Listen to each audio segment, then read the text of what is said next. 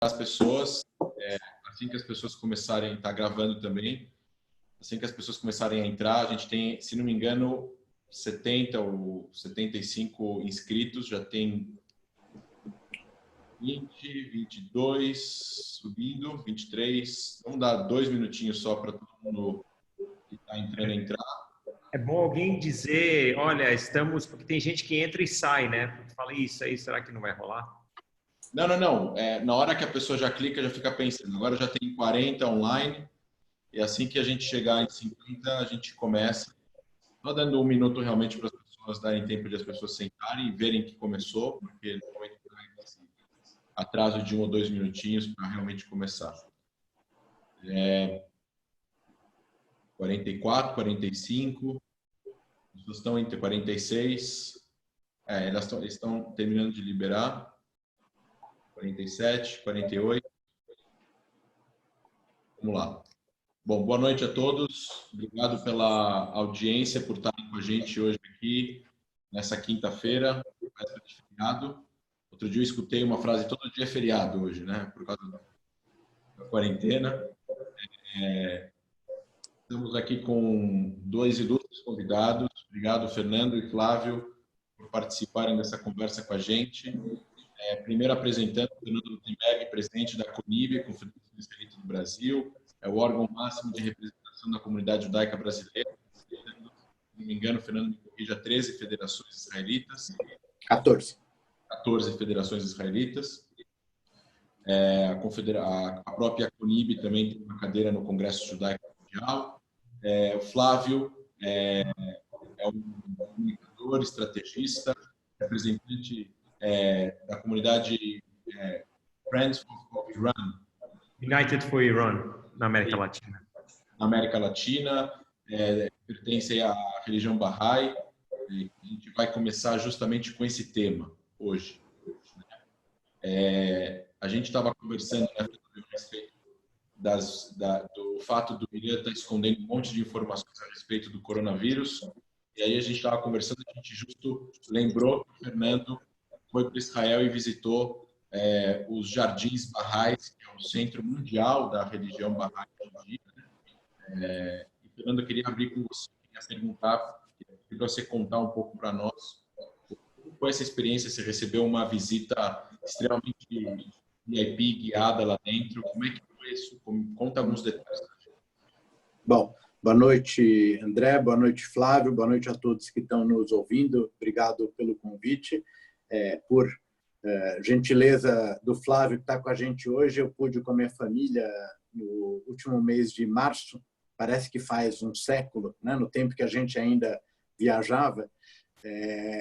Eu estava em Israel para, enfim, uma viagem familiar, festas, e pedi ao Flávio uma visita. Eu já tinha ido aos patamares do Centro Bahá'í, eu não sei quantos aqui conhecem, não vou me atrever a explicar a religião Bahá'í na presença do Flávio, mas foi uma experiência educativa impressionante. Porque, além dos patamares e dos jardins, que por si só são espetaculares, a gente teve o privilégio de poder entrar no santuário, né? Então, para quem conhece, não sei se você tem alguma imagem aí, André ou Flávio, de Haifa, aprendi que tem 2 lugares sagrados para a religião Bahá'í, um deles fica em Haifa, outro fica em Akko, cidade de Acre, mais para o norte, no caminho de Naharia. Um está o Bahá'u'lláh, outro está o Bab. E, enfim, de uma religião recente, né? Me parece que é a mais recente das religiões universais, mas com uma grande penetração, uma grande disseminação universal. E, enfim, contato com as pessoas, com os voluntários que passam lá um período das suas vidas prestando os serviços, a gente pôde conhecer os vários edifícios que fazem parte daquele complexo, né? Então, tem o Centro de Estudos, o Centro Internacional de Ensino, o arquivo por fora, e também com uma explicação pormenorizada do que se faz por lá.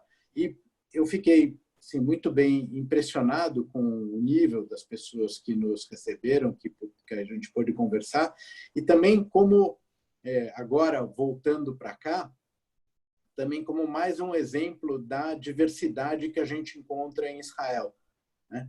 Porque a gente não quem conhece bem, mas do que aparece em geral, aí vocês têm os jardins, né, os patamares, entram nessa avenida aqui desde cima, tem um primeiro caminho, acho que são 750 degraus, se eu não me engano, que chega até o santuário, que é onde tem essa cúpula dourada, onde está o Babi, tem uma avenida, chamada Avenida de Sionut, né, do sionismo, por aqui. Depois, lá embaixo, tem outros patamares, outro lance de escadas para chegar lá.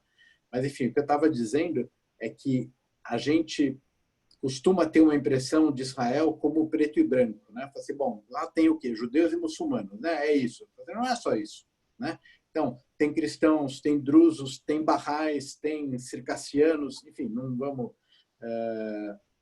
entrar em todos os detalhes, mas me mostrou também um outro lado que eu não conhecia. Quer dizer, mais um mosaico, né? Mais um integrante do mosaico que é o Estado de Israel, e, enfim, não precisa nem falar, mas com absoluta, o Flávio pode dizer mais sobre isso, liberdade religiosa, de culto, e de ter os seus monumentos, os seus lugares sagrados e poder praticar a sua religião. Termino essa primeira intervenção. Recentemente, até mandei para o Flávio uma foto de uma cerimônia interreligiosa que teve nesses patamares, no meio, né, entre o santuário e a outra saída, com um rabino, um sheik, um religioso Bahá'í. Aprendi também que não tem clero lá, enfim, então não sei se tem algum nome específico, mas era um representante da igreja Bahá'í, um padre, e em Haifa, que também é uma cidade bastante integrada, né? Então, enfim, só tenho a agradecer, enriqueci muito pessoalmente e espiritualmente nessa visita. Flávio, você ficou um ano em Israel. Explica para a gente direito como funcionou esse fato de você ter morado lá, o fato de ser descendente de iraniano, o fato de você ter morado em Israel. A gente sabe, o público conhece que o Irã e Israel não são países amigáveis, e mesmo assim você ficou um ano em Israel. O centro mundial da religião é em Haifa. Existem até alguns lugares dentro desse local que somente barrais podem entrar, certo? Explica um pouco para a gente sobre isso. Esses lugares, o Fernando teve acesso a muitos deles. Assim, eu só dar um background meu, eu sou de origem iraniana, nasci no Brasil. Meus pais são iranianos que vieram na década de 60 para o Brasil, vieram antes da Revolução dos Ayatollahs, então eles não saíram correndo como o resto da minha família teve que fugir na época. Meu pai é de origem judaica. No Irã tem duas comunidades importantes, duas comunidades judaicas importantes, uma em Ramadã e a outra em Kashan. Como bons judeus, sempre tem piadas e gozação de um lado para o outro, entre essas duas comunidades. Eu sou do lado de Ramadã, obviamente, com as suas qualidades e tal. Se tivesse um iraniano aqui, já ia dar risada dessa brincadeira. E minha mãe é de origem muçulmana xiita. Então, meu avô Isaac conheceu a fé Bahá'í, se encantou com isso, e meu pai também era Bahá'í. E meu pai se casou com a minha mãe e vieram para o Brasil. Minha mãe xiita, meu pai Bahá'í, eles vieram para cá. Enquanto o período que eu estava aqui, eu descobri que eu poderia dar um ano de voluntariado em Israel. O interessante é que antes de você dar esse ano de voluntariado, eu comecei a estudar um pouco sobre a história de Israel e a história desses lugares sagrados lá. Então, vou fazer uma breve introdução.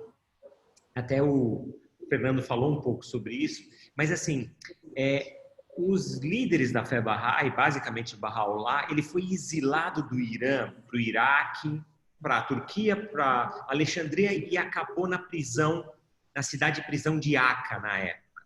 Ele chegou lá em 1868. Por que eu digo isso? A criação do Estado de Israel é 1948, como todo mundo sabe.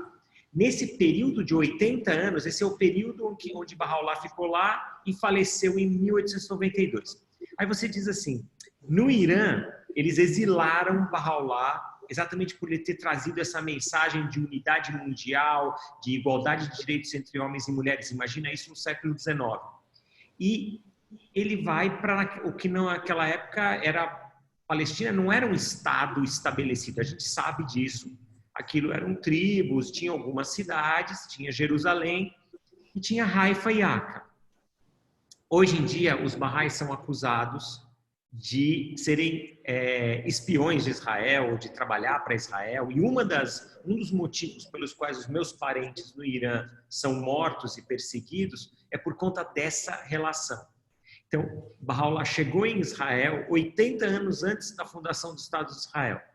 Aí, esse processo de Bahá'u'lláh chegar naquele lugar, e começar a se relacionar tanto com os judeus que estavam lá, com os templários que construíram aquela avenida grande que chama Ben Gurion. Ben Gurion, todo mundo sabe, eu não vou aqui explicar quem é, mas aquela avenida é uma avenida muito especial. É a avenida onde os templários construíram como suas casas, esperando a volta de Jesus. Como não aconteceu da forma que eles esperaram, eles abandonaram aquela parte da cidade e no topo daqueles patamares onde o Fernando descreveu as escadas, é aquele espaço. Você caminha pela Ben Gurion, Hatzianut, e você chega até o sepulcro do Baba. O que tem de interessante? Eu fui como estudante de arquitetura, eu estava na FAO na época, e eu fui para trabalhar com restauração de casas antigas, da época do Império Otomano, tanto em Akko quanto em Haifa. Então, toda a minha relação era uma relação de reconstruir, pesquisar, trabalhar. Eu não trabalho mais com arquitetura, obviamente, mas naquela época esse era o meu foco. E eu comecei a me apaixonar por Israel naquela época. E assim, eu digo Haifa porque eu conheço mais ou menos Israel inteiro. Eu já fui para lá acho que umas 12 ou 13 vezes, eu perdi a conta. Mas nesse período, eu comecei a me relacionar com todo mundo. E você percebe como Haifa é um exemplo para o mundo. É um exemplo para o mundo de convivência pacífica. Tem lugares, se você vai para Jerusalém, tem uma área onde é só de árabes, uma área só de judeus, alguns árabes cristãos num canto. A gente sabe como funciona. Haifa é tudo misturado. Todo mundo falando Shabbat Shalom, Salam Aleikum, e a brincadeira acontece. E eu acho isso, eu sinto que esse é o Israel que a maior parte das pessoas não conhece. O André, só para terminar minha primeira intervenção aqui, o André sempre fala de um Israel imaginário que as pessoas ou inventaram, ou ouviram falar. E eu sempre digo assim, cara, você foi lá, você conversou com as pessoas, você comeu um falafel na rua, você sentou com um shawarma todo desmilinguido na mão, conversando com as pessoas, tomando alguma coisa. Se você não fez, é difícil julgar, é difícil falar a partir do que você lê nas notícias, a partir do que você escuta. Então eu só estou levantando isso porque não é porque eu sou apaixonado por Haifa. Eu sou, e eu tenho um carinho enorme pela cidade, por todas as ruas, por cada cantinho que eu passei lá, pelos lugares onde eu morei. Mas Haifa é diferente. E quando as pessoas falam de Israel, as pessoas lembram de Eilat, Jerusalém assim, Tel Aviv, as praias, mas eu escuto pouco falar de Haifa. Por isso que eu pedi para o André, eu falei, poxa, dá para ter o Fernando aqui hoje? Porque ele pode dar o testemunhal de alguém que foi, viu os jardins e sabe por que eles são uma das maravilhas do mundo. Eu tenho a minha impressão, quando eu morei 10 anos em Israel, a impressão que eu tinha, eu não morei em Haifa, né? Eu morei uma parte da minha chegada em Israel, eu morei num kibbutz que fica a uns 50 quilômetros de Haifa, então eu ia mais a Haifa, que era a maior cidade perto. Depois eu morei basicamente no centro do país, mas eu fui muito para o norte durante esses 10 anos e sempre que tinha oportunidade visitava os jardins, inclusive já passei por dentro uma vez. O que mais me surpreende, se eu juntar a história dos dois lados, que a gente estava falando agora de liberdades religiosas, etc. E tal. E a gente sabe que existe uma tensão em Jerusalém diferente do que existe em Haifa. E uma coisa que é interessante notar é de que o conflito, né, que existe nos últimos 100 anos, ele pode ser enxergado de várias formas. Você tem uma forma de escola de pensamento de relações internacionais, você pode enxergar como ciências políticas e pode enxergar de forma antropológica da experiência humana. E se a gente lembrar agora de que Haifa teve um mandato, teve ordens que foram à rádio, nem Haifa especificamente, né, para os árabes saírem da cidade, quem ficasse ia ser considerado um traidor, né, caso cedesse ao poder, entre aspas, do novo Estado de Israel. E no final das contas, Israel vence a guerra e essas pessoas se tornam cidadãos, e aqueles que ficaram realmente queriam construir uma relação completamente amigável e de boa vizinhança com os israelenses. E isso acho que denota uma grande diferença do que aconteceu em Jerusalém, que Jerusalém, por um período longo da história, teve nas mãos da Jordânia e depois foi conquistada por Israel posteriormente. Então, tudo isso é bem diferente e o que coloca é mais ou menos o que você falou sobre essa Israel imaginária, porque é muito diferente, realmente, Tel Aviv de Jerusalém, Jerusalém de Haifa. Se a gente for agora para o Negev e entender a interação da comunidade israelense com os beduínos fazem exército. É uma coisa que eu, pelo menos, quando já fui algumas vezes em alguns lugares do Brasil conversar com árabes brasileiros, uma vez eu sentei num restaurante de um palestino que nasceu em Ramallah, que tem um restaurante árabe em Porto Alegre, e quando eu contei para ele, a gente sentou com narguila, com café depois do jantar, e eu falei para ele, você sabia que existem muçulmanos árabes israelenses no exército de Israel? Ele falou, essa é a primeira vez que eu escuto, eu vou todos os anos para lá. Eu falei, pois é, existem. E aí até mostrei uma foto para ele, ele ficou meio surpreendido. Vou trazer essa ponta. A gente estava falando, né, Fernando, de liberdade religiosa em geral, né? A gente está vendo discursos políticos bastante exacerbados no mundo, em várias democracias, principalmente, sobre o país pertencer a uma religião e não a outra, sobre o país ser de uma religião, etc. E tal. Eu acho que, como organização que combate o antissemitismo e a intolerância religiosa, né, a CONIB na frente dessa luta no Brasil, a gente vê em Israel bastante iniciativas de luta contra a intolerância religiosa, ao mesmo tempo que a gente vê uma crescente polarização da política nacional. Como você enxerga isso? O que você acha que a gente vai ter nos próximos anos, com um governo um pouquinho mais assíntro agora? Bom, o que eu estou vendo é assim, acho que a questão que não se enquadra no cânone, vamos dizer, ocidental, pós-iluminismo que a gente está acostumado a ver no Ocidente, é que Israel, assim como outros países do Oriente Médio, não é um Estado laico. Né? Não é. Né? Ele é um Estado, vamos dizer, confessional e onde cada uma das religiões predominantes tem as suas próprias regras. Então, por exemplo, não existem regras sobre direito civil de sucessões ou de matrimônio ou de enterros, né? Cada comunidade religiosa segue as suas próprias regras e tem uma estrutura vertical de cortes que examinam essas questões. Então, assim, se um casal pretende se divorciar, vamos dizer, quer casar ou se pretende se divorciar, se eles forem judeus, eles vão a uma corte rabínica. Se eles forem cristãos, eles vão a uma corte cristã. Muçulmanos e assim sucessivamente. O que eu acho que Israel... isso é assim, não sei se é certo ou errado, mas é desse jeito e é diferente do que a gente está acostumado, que provoca, às vezes, um pouco de dissonância cognitiva.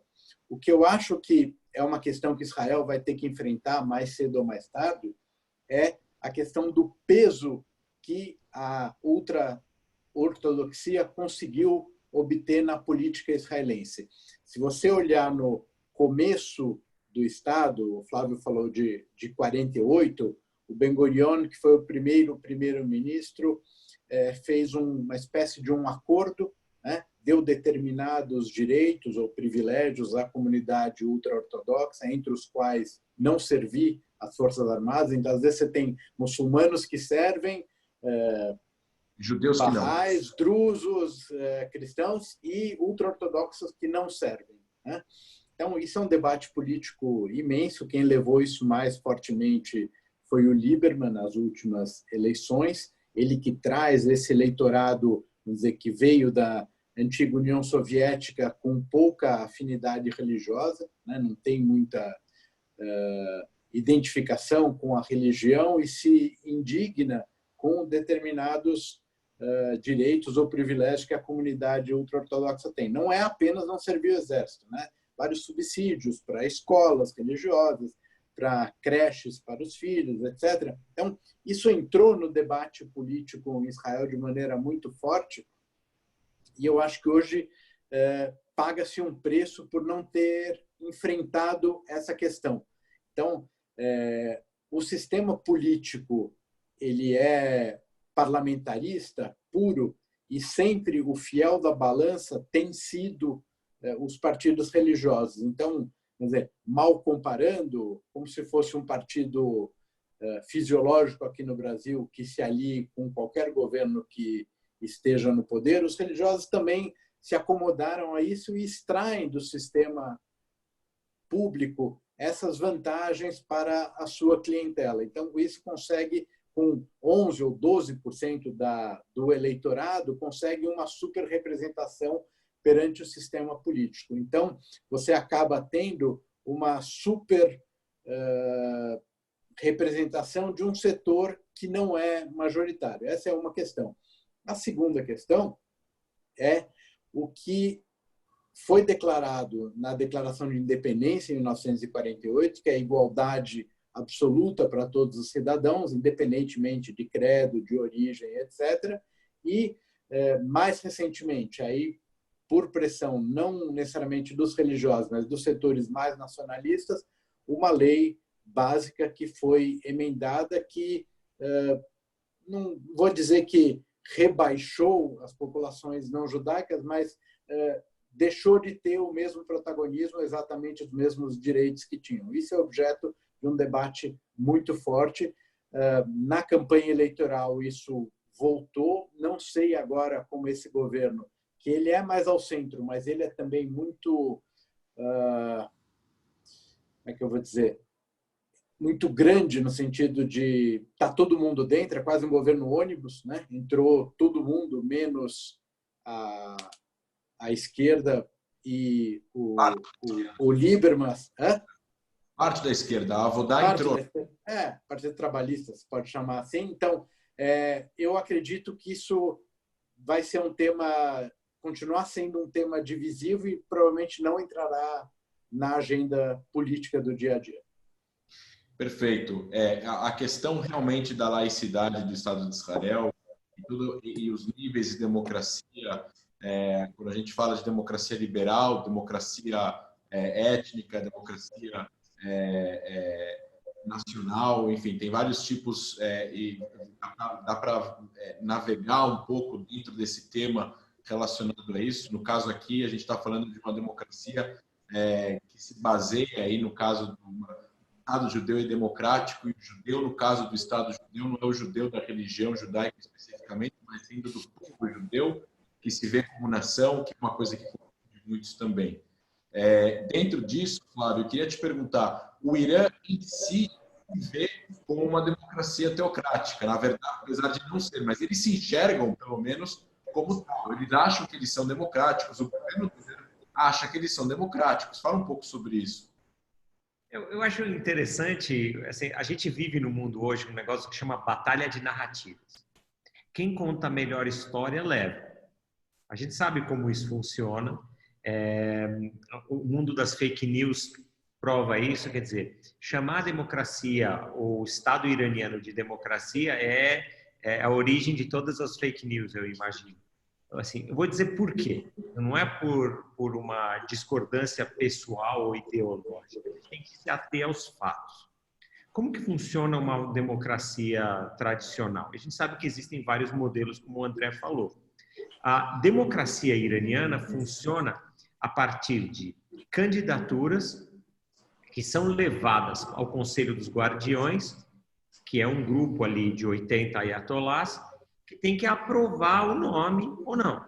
Então, você imagina que você tivesse um grupo político de direita ou de esquerda, ou ultra-religioso em algum lugar, que tivesse que aprovar o nome das pessoas que vão se candidatar, quer dizer, que vão ter um nome na cédula para poder ser escolhido. Obviamente, qualquer pessoa que não seja do grupo deles é excluído. Eu não conheço nenhum lugar no mundo que possa chamar isso seriamente de democracia. Segundo ponto importante, é uma democracia religiosa, que é teocrática, e ela exclui terminantemente pessoas de outras religiões que não sejam necessariamente ou cristãos ou judeus. Existe uma vaga para judeus no Majlis iraniano, que é o parlamento iraniano. Isso aqui é o que a gente chama de ação para inglês ver. Todo mundo sabe, o Irã era o país que tinha a maior comunidade judaica no Oriente Médio, apesar de que eu nunca confiei muito em estatísticas na época, mas assim, era uma comunidade de 130 mil pessoas no Oriente Médio. A minha família fazia parte dessa comunidade. Hoje, se diz que tem 13 mil judeus vivendo em Israel hoje. Então, desculpa, eu falei Israel, no Irã hoje.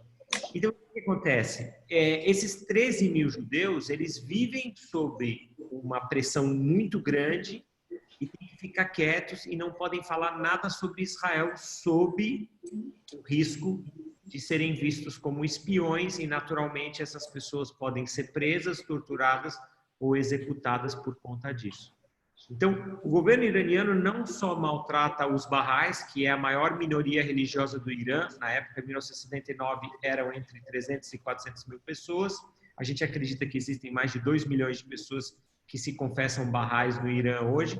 Elas não têm acesso à escola, aposentadoria, universidade, em alguns casos, até a propriedade ou abrir empresas para poder se sustentar. Só quero fazer um parênteses, quando a gente estava falando sobre a relação de Israel e Irã, eu só queria lembrar que Irã e Israel nunca foram inimigos. Nunca. Isso é uma novidade pós-79. A relação dos iranianos com os judeus, comparado com o resto da região, sempre foi razoavelmente boa. E a gente tem uma história que nos faz sentir muito orgulhosos. A gente sabe que da história de Mordecai no Irã, a gente sabe que é uma história muito bonita, o sepulcro dele está no Irã, e a gente sabe que Ciro, quando fez aquela declaração universal, que tem o cilindro de Ciro, uma das ações foi a libertação dos judeus naquela época, 2.500 anos atrás. Então, a relação do Irã com o povo judaico não era essa relação que a gente tem hoje dos ayatolás. E eu acho que o povo iraniano acabou se assumindo que Irã e Israel eram. Eu quero lembrar, para todo mundo que tiver paciência de procurar coisas na internet, Israel fez uma campanha, jovens israelenses fizeram uma campanha dizendo: nós não odiamos vocês. Vocês chegaram a ver essa campanha? Uma campanha maravilhosa. Loves Iran. Israel loves Iran. Exatamente. E é uma campanha maravilhosa, porque ele fala: olha, eu sou um engenheiro, eu sou um agricultor, eu sou médico, eu sou uma enfermeira, e eu não tenho nada contra vocês. Eu nunca tive nada contra vocês. Eu não quero guerra com vocês. E uma vez eu fui atrás de ver qual que era a reação dentro do Irã. Não poderia ter sido melhor. A maior parte da população reagiu super positivamente a esse aceno dos israelenses, dizendo: a gente também não tem nada contra vocês. Isso é uma questão política do governo do dia. Diga, André, eu sinto que você... Isso é muito interessante. Eu ia trazer também agora para essa pauta o seguinte, porque a gente falou agora de países com a religiosidade intrínseca dentro do governo, no caso Israel, uma dado como uma representatividade muito maior proporcional dos religiosos dentro do governo, apesar de ser uma democracia, e no caso do Irã, um regime totalitário com bases religiosas fortes, né? No caso, se você não tem essa crença, se não tem esse tipo de conduta religiosa, você está fora do jogo. O interessante notar essa transformação do Oriente Médio, de que você tinha regimes não religiosos, conservadores, inclusive regimes do Partido Batá, o Partido Socialista único de alguns países aí, Iraque, Síria, que eventualmente não eram países religiosos, não eram países que tinham essa conduta religiosa. Síria, até a guerra civil, era um dos países mais seguros no âmbito civil para se andar, para se fazer compras, para se passear, né? Até onde as informações, pelo menos, que a gente recebia, né, a respeito da segurança na Síria. O próprio Líbano nem é uma ditadura, é uma democracia com muitas falhas, né, uma democracia sectária, mas ainda assim é um país laico. E a gente vê o seguinte, a gente vê tanto de um lado alguns regimes como no Iêmen, no Iraque, no Afeganistão, religiosos muito hostis a Israel e ao Ocidente, como os regimes, o remanescente de regimes não religiosos, porém ditatoriais, em outras partes do Oriente Médio, que também são bastante hostis a Israel. E o que sobra, por incrível que pareça, é um paradoxo, e eu deixo aberto para os comentários seus, Fernando, de que normalmente esses amigos de Israel nesses países são os progressistas. São essas pessoas nesses países que são mais ligados à esquerda, entre aspas, se é que existe uma esquerda do Irã, uma esquerda da Síria, uma esquerda do Iraque. São pessoas não conservadoras que querem se modernizar, se ocidentalizar, ou poderíamos até dizer que não são esquerda no sentido socialista, mas esquerda no sentido de quererem ir contra o sistema conservador que foi implementado lá durante 200, 300 anos. Acho assim, primeiro só um comentário de uma coisa que eu queria ter falado quando o Flávio falou da Avenida Ben Gurion dos Templários. Não sei se todos já viram, quando esses templários, que não são aqueles templários da Idade Média, né? São esses templários que foram para a Terra Santa para esperar o retorno de Jesus e a redenção. Tinha americanos, alemães, enfim, várias colônias, né? Você tem bairros em Jerusalém, né? Colônia francesa, colônia alemã. E em Haifa e em Tel Aviv, onde esses templários moraram, enfim, coisa não deu certo aí na virada do século. Muitos continuaram, não necessariamente no mesmo lugar, mas nos anos 20 e 30 começou a acontecer alguma coisa na Alemanha, que foi a ascensão do nazismo. E esses alemães ou descendentes que moravam então na Palestina, ainda não tinha o Estado de Israel, começaram a replicar ali as manifestações que aconteciam na Alemanha. Então você tem fotos em Haifa, ali na Avenida Ben Gurion, em Tel Aviv, onde é o Sarona Market, agora que tinha a casa de templários, de pessoas com suástica, braçadeiras de suástica, bandeiras. É uma coisa um pouco inusitada. Quem puder ver quando estiver por lá, existe esse registro também, que é algo, enfim, claramente depois isso não foi adiante e eles tiveram que ir embora. Mas, enfim, só uma pequena digressão. Voltando para o André, eu acho que o panarabismo nacionalista aí dos anos 70, 80, com Nasser, Saddam Hussein, etc., Assad, em alguns lugares ele realmente perdeu espaço para uma visão mais religiosa, para um enfoque mais extremista. A relação com Israel nem sempre mudou, mas também a gente precisa desmistificar um pouco, acho que o Flávio começou nessa linha, de que é todo mundo contra Israel. Né? Não é assim. Né? As populações necessariamente não são, o André falou de setores, e mesmo países, dos países que estão fora da região do Levante, como Líbano, Síria, enfim, não necessariamente você tem essa hostilidade tão marcada. Né? Então, eu tive no Marrocos alguns anos atrás, enfim, no nível da retórica oficial, sim, mas na prática não as pessoas não são contra Israel. A recente iniciativa diplomática do governo de Israel em direção aos países do Golfo, sunitas, que estão assustados com o crescimento do Irã. O Irã tem hoje praticamente 7 capitais, né, que dominadas direto ou indiretamente, proxies, enfim, ou representantes ou aliados, como se queira chamar, assustou esses países, essas monarquias, principalmente as monarquias do Golfo, e de alguma maneira eles se aproximaram por interesse de Israel. Isso ainda não está no nível público de diplomacia, de relações, mas eu não tenho dúvida de que, à medida em que as populações possam se expressar melhor ou os governos reconheçam onde estão de fato os seus interesses, existe uma avenida enorme que pode ser explorada para estabilizar mais o cenário do Oriente Médio. E tem um... Desculpa, André. Eu acho que o André levantou uns pontos.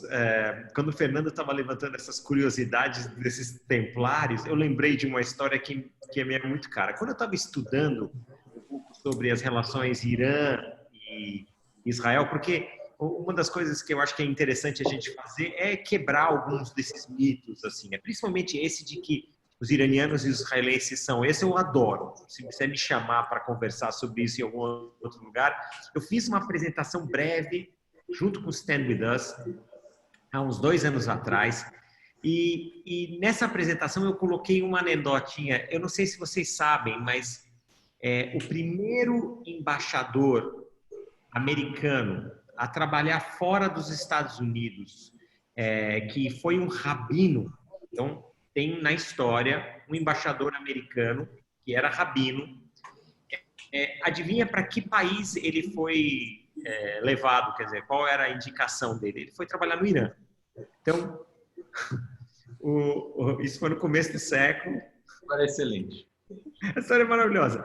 E, assim, eu não lembro o nome dele, porque eu me pegou de calça curta agora, eu não lembro o nome dele. Mas, assim, o fato é que o embaixador dos Estados Unidos no Irã era um rabino.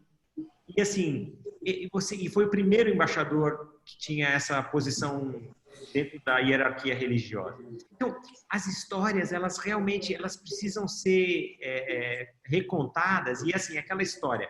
Quem consegue ter uma narrativa mais bem estruturada em fatos, ele consegue mostrar, como o Fernando mostrou, que não existe uma visão monolítica dos países. É como as pessoas hoje em dia olham para o Brasil de fora. Os meus parentes, amigos, imaginam que o Brasil inteiro enlouqueceu. Que a história do coronavírus está no Le Monde, está no... Financial Times... no Financial Times, no Wall Street Journal. Eu fiz uma compilação de notícias sobre o Brasil dizendo que o governo brasileiro enlouqueceu, basicamente, e que o Brasil está indo para o buraco por conta da epidemia do coronavírus e que a gente vai ter uma disparada muito maior do que a Itália. Não digo que isso não vai ser verdade, eu estou olhando os números. Depois até eu queria pedir para o André para a gente falar do corona no Irã, para eu mostrar um trabalho do MIT que eu usei para uma apresentação minha, para mostrar por que os números iranianos estão errados e por que a gente pode usar a mesma metodologia dos iranianos do MIT para julgar os casos iranianos, para julgar os casos brasileiros. Porque aí a gente consegue ter uma ideia de subnotificação. Mas isso é um parênteses que eu vou fechar aqui. Então, eu sinto que, hoje em dia, a gente tem uma questão de narrativa nesse ponto, Irã e Israel, que é muito interessante. Vou contar uma outra historinha que eu não aguento. Tem um cara que foi presidente de Israel, que chama Moshe Katsav. Na minha terra, ele chama... Não tem uma lembrança muito positiva. Tem. Ele foi preso. Ele é um iraniano. Tem várias anedotas. Uma delas o André vai lembrar. Mas o Moshe Katsav, em persa, o nome dele era Musa Kassab, que quer dizer Moisés o açougueiro. Esse é o nome dele. Cada um tem um nome. Tem gente que mexe com joias, ele é o açougueiro. Moshe Katsav quer dizer... E tinha uma época em que estava uma tensão muito grande entre o Irã e Israel. Eu sentei e fiquei pensando assim, o ministro da guerra do Moshe Katsav também era iraniano, também nascido em Yazd. Eu fiquei imaginando se acontecesse uma guerra entre... Shaul Mofaz. Shaul Mofaz, ótimo. Você é melhor com nomes do que eu. Então, tinha o Moshe Katsav, o Shaul Mofaz, como ministros, e iranianos nascidos no Irã. E se existisse uma guerra, ia acontecer uma coisa que nunca aconteceu na história da humanidade, que seria 2 cidadãos iranianos, como líderes de um outro país, atacar o país onde eles nasceram. Ou contra-atacar, no caso, se defender. Contra-atacar. Porque eu tenho certeza que Israel nunca tomaria iniciativa nesse caso. A ameaça viria do Irã, obviamente. Quer dizer, eu sei, a gente não sabe o que vai acontecer. Mas, assim, a ameaça de destruição ou de aniquilamento, coisa sempre vem do Irã, a gente sabe? Aquela coisa de lidar com fatos. Israel nunca disse que ia varrer o Irã do mapa. Eu não o conheço. Se alguém aí disser que tem, essa história... No máximo, uma outra usina nuclear. Alguma coisa do gênero. Então, mas assim, tem muitas historinhas que são muito boas, eu tenho que controlar o tempo, senão eu... Não, eu lembro uma das histórias principais que você me contou alguns anos atrás, Flávio, lembrando disso, já puxando um outro ponto, era de quando o Papa João Paulo II faleceu, o próprio o Moshe Katsav foi no evento e como é que chamava o presidente na época? O Hatami. A Hatami, e eles sentaram um do lado do outro, ou quase um do lado do outro, porque é Irã e Israel, é por ordem. Isso. E aí parece que você falou que o Moshe Katsav nasceu na mesma cidade, na mesma região, e o Hatami passou e o Moshe Katsav falou alguma coisa em persa para ele, que você não pode, nem que seja o seu pior inimigo, não cumprimentar a pessoa. Isso. Ele virou e cumprimentou, e parece que nenhum jornal pegou a câmera, mas todo mundo viu, mas ninguém filmou, e só se falava nisso, não se falava mais no enterro, falava só do cumprimento da pessoa. Exatamente. Porque o iraniano, você chegar perto dele, pode ser seu inimigo, não sei o quê, o cara chegar para você e falar salam aleikum, não tem como você não responder. E principalmente o jeito que o Moshe Katsav deve ter chamado um outro Yazdi dizendo irmão, você esqueceu de mim, a gente é da mesma cidade. E o que aconteceu? Esse comentário eu ouvi da Cristiana Manpour. Cristiana Manpour era senior correspondent da CNN iraniana também. Então, o que acontece? Quando você olha para o desenho das coisas, eu gosto muito de contar essas histórias, de pensar nessa narrativa, porque eu, como Bahá'í, eu acredito no futuro de paz. Nós, Bahá'ís, somos pacifistas, a gente acredita, tanto que em Israel todo mundo fala, por que vocês não se armam no Irã para se defender contra os iranianos? A gente fala, a gente não pode fazer isso. Infelizmente, a gente tem que, lá no Irã, os Bahá'ís morrem na mão do governo sem poder se defender. A gente tenta se defender falando nos organismos internacionais, mas não pode. Mas eu gosto muito de a gente construir essa nova narrativa de falar do princípio fundamental da fé Bahá'í, que é unidade na diversidade. O lema dos Bahá'ís, que o Fernando deve ter visto, que está escrito em todos os lugares, é: a Terra é um só país e os seres humanos são seus cidadãos. A Terra é um só país e os seres humanos são seus cidadãos. Bom, é fantástico a parte de como a gente poderia conseguir um mundo melhor se a gente se baseasse só nesse tipo de discurso. Mas, infelizmente, a gente tem aí governos que, pelo menos, não têm esse interesse nesse momento. Entrando agora em coronavírus. Fernando, uma pergunta. Qual, na sua opinião, nos seus pensamentos, são os motivos pelos quais governos não democráticos escondem os números reais? Bom, excluem os números não só de coronavírus, mas de qualquer coisa que possa ameaçá-los, né? Eu acho que esse período que a gente está vivendo assusta todo mundo, né? Assusta a nós, assusta gente que já passou por guerra. Até outro dia eu comentei, eu tenho um primo mais velho, ele tem 81 anos, eu perguntei, falei, você já teve alguma coisa parecida com isso na sua vida? Ele falou assim, não.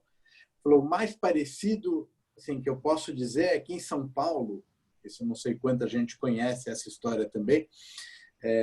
Na época da Segunda Guerra Mundial, havia boatos que os alemães bombardeariam São Paulo, porque houve navios brasileiros que foram afundados na costa brasileira por submarinos alemães, foram atacados e que eles eventualmente atacariam São Paulo. Então, as pessoas de noite, tinha noites de blackout, então que se fechavam as cortinas, às vezes colocava alguma coisa preta na janela, apagava as luzes e ficava em casa parado sem fazer barulho. Ele falou, isso é a coisa mais parecida. Enfim, estou falando desse exemplo para dizer que todo mundo está vivendo uma situação inédita.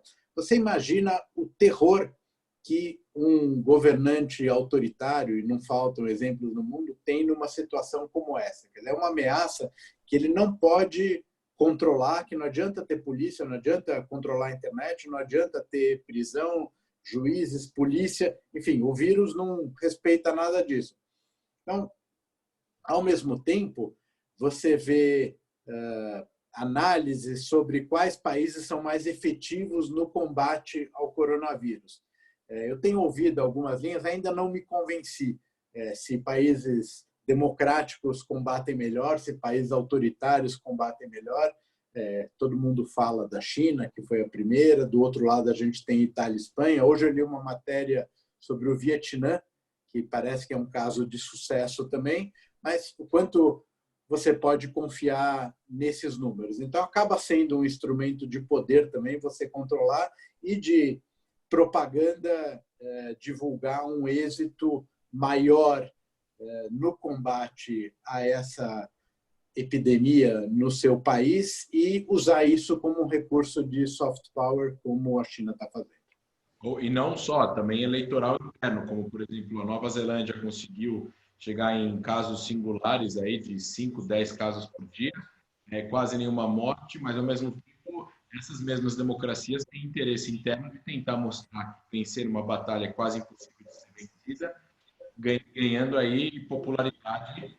Enfim, como a gente pode ver até mesmo nas pesquisas de Israel, que o próprio Netanyahu, em um mês e meio, a conduta que ele teve, que, aliás, a propósito, é uma das mais restritas condutas em democracias em relação ao lockdown, que foi a de Israel, a popularidade dele subiu e a maior parte do país aprovou a maior parte das medidas que foram... E que acabou, enfim, essa crise toda, voltando ao começo da nossa conversa, propiciando a formação desse governo de união nacional. Você vê um impasse que já estava praticamente 1 ano e meio, ele só terminou por força de uma circunstância como essa. Politicamente, o efeito também é muito forte. O efeito unificador.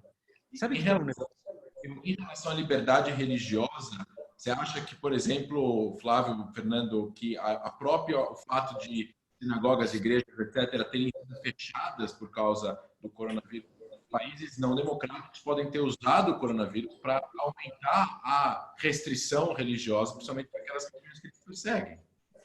Eu acho que tem os dois lados. Por exemplo, o Irã foi obrigado a soltar 70 mil prisioneiros políticos nesse período. São 70 mil pessoas que estavam presas. Eu imagino aonde o Irã guardava tantas pessoas. Eram quase, eu não vou usar de forma leviana, campos de concentração, mas eram espaços... Depósitos. Como? Depósitos. Depósitos de gente. Pessoas sofrendo, 70 mil. Isso tudo vinha já desde as manifestações que aconteceram antes dessa última leva de manifestações, pessoas que já estavam há 10, 12 anos presas, eles foram obrigados a soltar. Agora, vamos só falar sobre essa questão dos fatos, porque é importante a gente saber, quando o Fernando estava levantando como avaliar o Vietnã, eu também fiquei com isso na cabeça e eu falei, eu vou fazer uma pesquisa, gastar uns 2 dias para tentar entender como você cruza dados. Como eu não sou estatístico por natureza, assim, eu não tenho essa formação, eu fui procurar algumas pessoas que trabalham nessa área. E eu vi um trabalho do MIT, se vocês quiserem, eu até ponho o link para vocês darem uma olhada depois, que fala sobre subnotificação e qual que é a proporção. Então, eles usam uma triangulação. Hoje em dia, é o que o governo diz, o número de casos, o número de mortes, e depois você tem que triangular isso com o número de mortos e o número de casos de doenças respiratórias. Se você mistura esses 3 dados, você consegue ter uma ideia de números de casos novos de doenças respiratórias que não são notificados como Covid. Depois você tem o aumento do número de mortos. E depois você tem o caso do governo. Por exemplo, o Irã hoje diz que tem 6.000 mortos. De acordo com o estudo que foi trazido por essa turma do MIT, eles dizem que esse número é 3,5 vezes maior. Então, no Irã hoje, a gente imagina que mais ou menos umas 20.000 pessoas morreram, ou mais de 20.000 pessoas. E que os casos já bateram mais de 1 milhão de infecções. E isso começou de uma forma que é até estranha. O epicentro das infecções no Irã é numa cidade que chama Qom, que é a cidade mais religiosa do Irã, onde ficam todos os ayatollahs. E o epicentro em Qom eram os sepulcros sagrados e as mesquitas da cidade. Por quê? Se vocês assistem os vídeos online, as pessoas vão para as mesquitas que foram fechadas pelos prefeitos, dizendo, olha, isso... Eles invadiram as mesquitas e eles diziam, eu assisti os vídeos no YouTube, dizendo assim, essa mesquita não é causa de doença, ela é causa de saúde. E eles quebram as portas, atacam os guardas e invadem o espaço.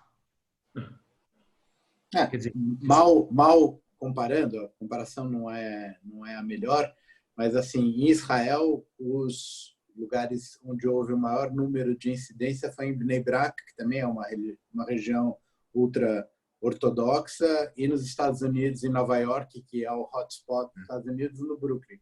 Então, quer dizer, tem alguma coisa, quer dizer, a resistência de alguns a seguir as regras ou essa, enfim, convivência muito próxima é problemático para uma doença respiratória. E aí, ponto. Eu acho que a questão importante que se levanta hoje é a questão do equilíbrio entre ciência e religião. O que é assunto da ciência e o que é assunto da religião? E como é importante não misturar esses dois. De você ver a ciência e a religião como as 2 asas de um pássaro, mas não são a mesma asa.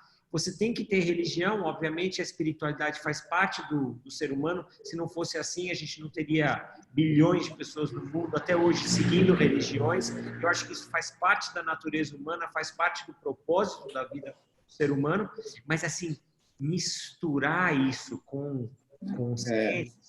É uma coisa inadequada nesse momento. Acho que agora, e a gente viu também vários rabinos que eu vi no Brasil falando, siga a ciência, siga o médico. Não é hora de, enfim, outras... Esse é o mantra. E eu sinto que esses lugares aonde o fundamentalismo...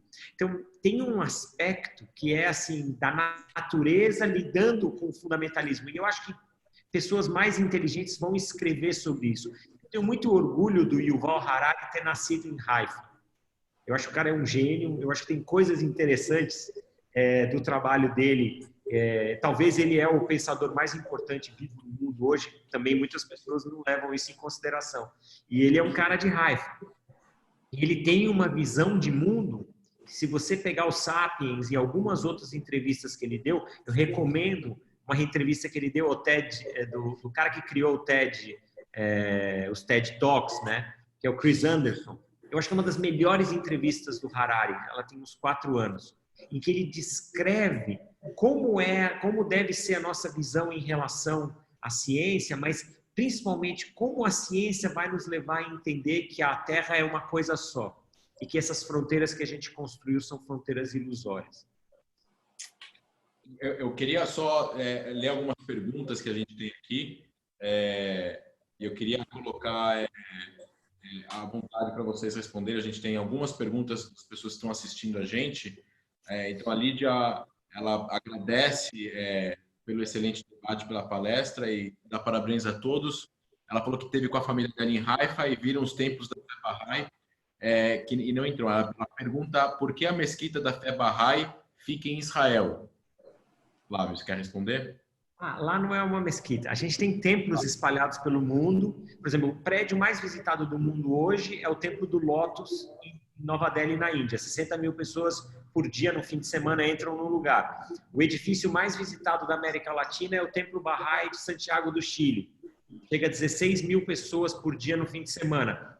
Mas é uma religião que pouca gente conhece. Em Israel, aquele domo dourado que a gente conhece não é uma mesquita. Ele é um sepulcro. É um lugar onde está sepultado o Bab, que é o precursor de Bahá'u'lláh. Eles são dois profetas, o Bab e Bahá'u'lláh, como o Fernando bem disse. Bahá'u'lláh está em Naharia, perto ali de Akko, e o Bab está em Haifa.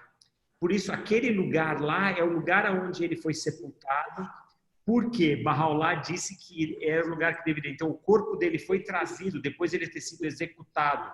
Ele foi executado por um batalhão de 750 homens numa cidade chamada Tabriz, no Irã. 60 anos depois, o corpo foi trazido para Haifa e foi sepultado ali. Então, essa é uma história maravilhosa. Vocês podem procurar online e vão encontrar, mas Haifa é a sede, primeiro porque Bahá'u'lláh foi exilado para lá, mas segundo porque era uma profecia que tinha que se realizar, e a gente, como Bahá'í, acredita que Israel tem esse papel no futuro. Só que, assim, isso só vai ficar claro, eu acho, talvez muito mais para frente.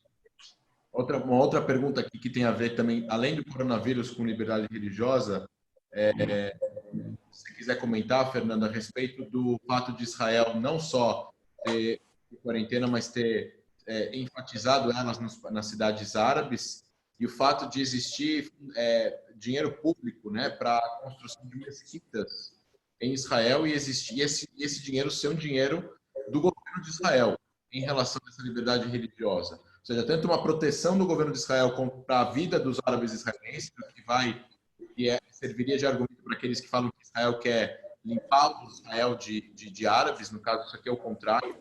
O governo está protegendo a vida dos árabes israelenses contra o coronavírus. E o fato de você ter cada vez mais mesquitas dentro de Israel, coisa que não acontece em muitos países da Europa. Eu acho que essa crise aqui trouxe alguns ensinamentos. A gente ainda está no meio dela, não dá para avaliar totalmente. Então, a gente viu uma preocupação das próprias populações das cidades onde populações árabes são majoritárias de pedir o apoio do governo nesse momento. E esse apoio foi prestado sem nenhuma diferença com relação às cidades de população judaica. O papel fundamental que os médicos e enfermeiros árabes estão tendo nessa crise, né? Para quem não conhece esse lado da sociedade israelense, há um número muito importante de árabes israelenses na medicina, na enfermagem e como farmacêuticos. Não são populações, são profissões que prestam serviço, que elevam a confiança do seu interlocutor e uma dependência também.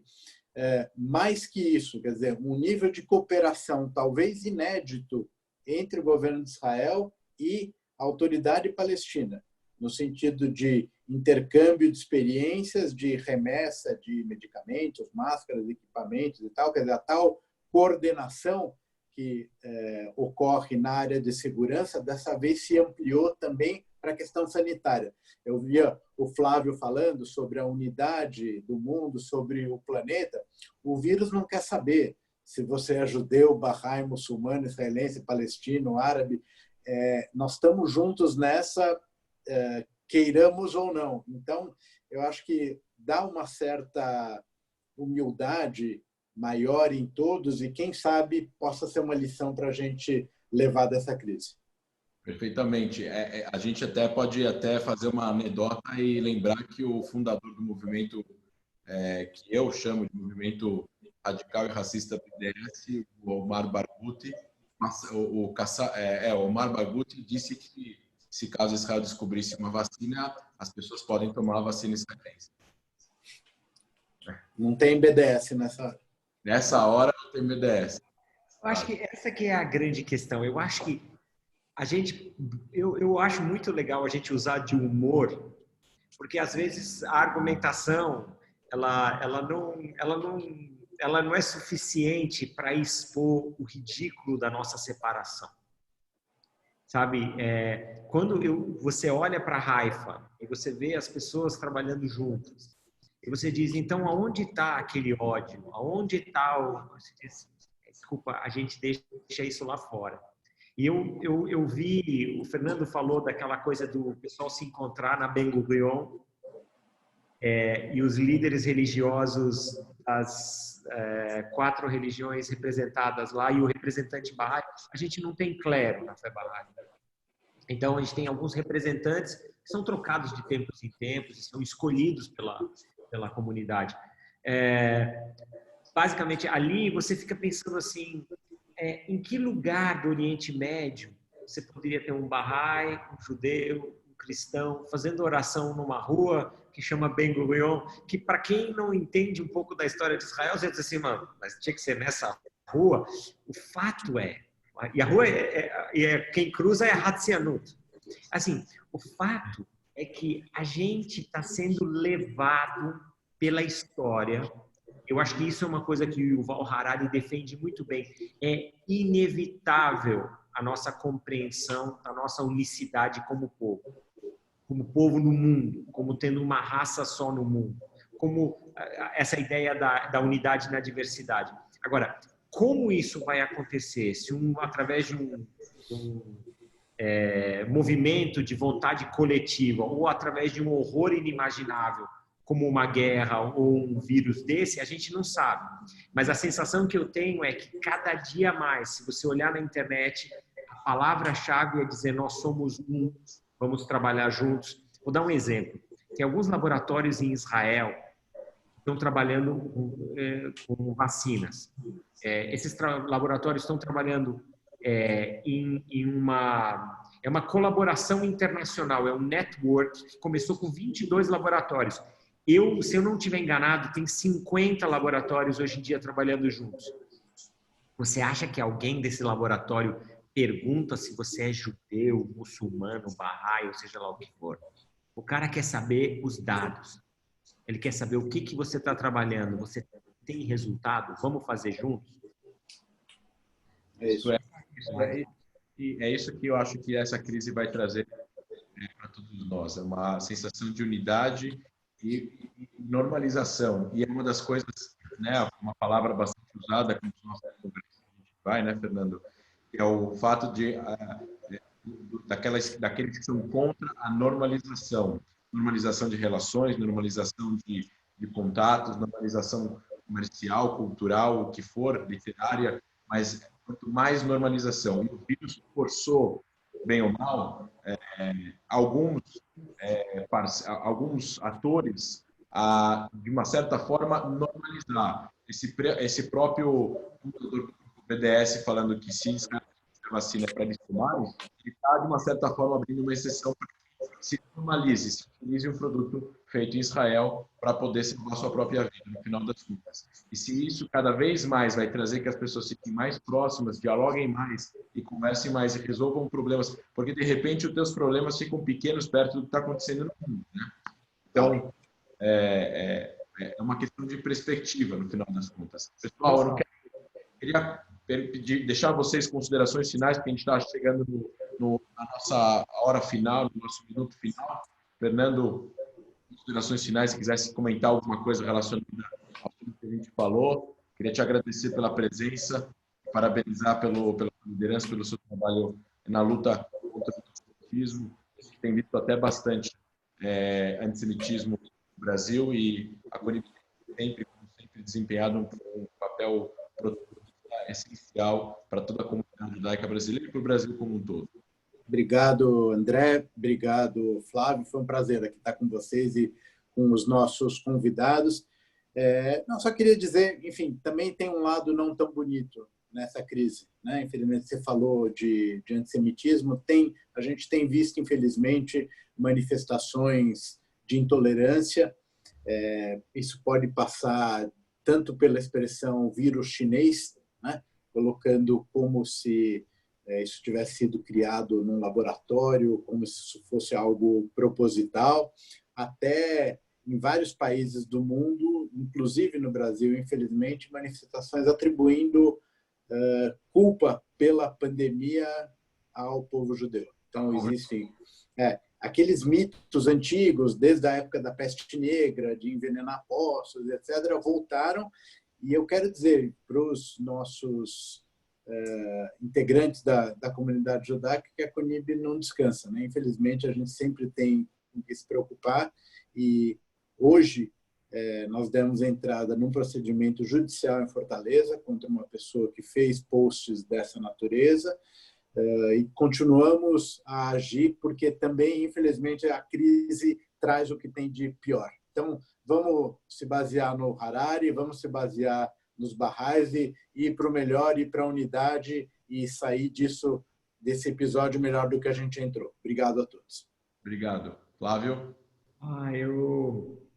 Eu sei que, nesse momento, o que mais falta para a gente no mundo hoje é esperança. Eu fiz uma live para o Estadão, com uma entrevista com um brother meu, que é o Morris Kashani, que também é de origem judaico-iraniana, né? Ele mora aqui no Brasil há muitos anos, trabalha com o Estadão, e a gente foi entrevistar um psicólogo que chama Léo Freiman. A gente estava conversando sobre quais eram os sentimentos mais intensos que as pessoas sentiam hoje, né? A gente sabe que as pessoas sentem angústia, medo muito forte em relação ao futuro e muita solidão. A gente percebe que no meio desse medo, dessa angústia e solidão, a coisa que fica mais fraca é a esperança. A pessoa perde a perspectiva da esperança. E eu quero só reforçar que a gente vai sair melhor no final dessa história, eu tenho certeza. A gente vai aprender coisas. A gente sabe como a Segunda Guerra Mundial mudou o panorama da Europa, como mudou a Alemanha, da Alemanha nazista para a Alemanha que a gente conhece hoje. O Japão mudou a Itália. Não é ideal, não é perfeito, a gente sabe, são baby steps mesmo, são pequenos passos que vão sendo dados. Mas eu sempre lembro, quando eu lia textos sobre o ódio que existia entre franceses e alemães, e eu imaginava que aquilo ali, lendo o texto, eu dizia assim, isso aqui nunca vai acabar. Eles vão se matar até o fim dos tempos. E você pensa neles dois juntos. E eu tenho certeza que árabes e judeus vão viver bem juntos, como vivem em Haifa, até melhor. E eu espero que isso aconteça ainda durante a minha vida, para que quando a gente olhar para trás e dizer assim, isso aqui era história, a gente aprendeu alguma coisa. Inshallah. Obrigado. Flávio, obrigado mais uma vez pelo aceitar o convite. Fernando, obrigado. Obrigado a todos que estão escutando a gente. Esse vídeo, para quem perguntou, vai ficar disponível. Está gravado, a gente vai colocar nas mídias sociais, a gente vai mandar também para o Fernando, para o Flávio compartilhar nas suas mídias. Obrigado a todos, uma boa noite a todos e peço ao nosso backstage, Stan Vus, que encerre a nossa reunião por hoje. Obrigado e boa noite a todos.